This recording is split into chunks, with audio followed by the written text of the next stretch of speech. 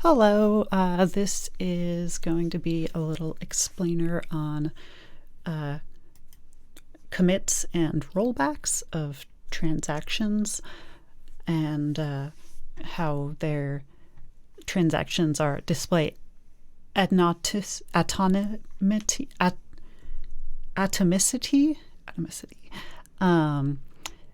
and we'll be using the Solaris database if you would like to follow along. So first we're gonna do two. I've created a couple queries, one to show a rollback and one to show a commit. We'll get to that one in a second.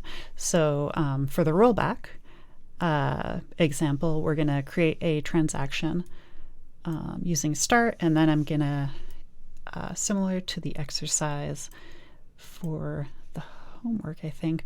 So I decided to insert a new value into the service category thing. I decided that there needs to be a service category called demolish condo. We're going to number it as number 8. And then we're going to we'll insert that in, and then we'll update it to set the description instead to just demo, where the category number is 8.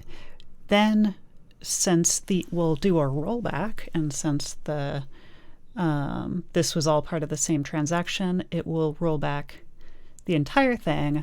So when we do the select command or select query, we won't see that value in the table. So let's run that. Cool.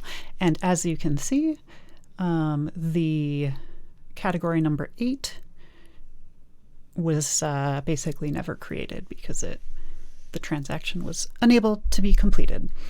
However, in this one, I will insert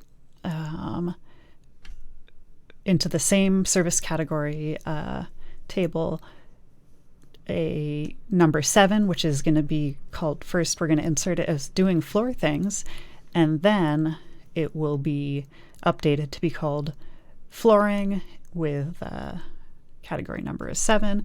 And then instead of rollback like the last one, we will commit it, which means that both of these will together be like put through.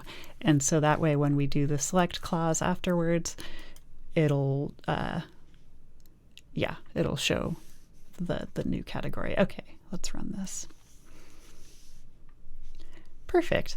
And as you can see, since the transaction was committed, both of these were done as one atomic unit.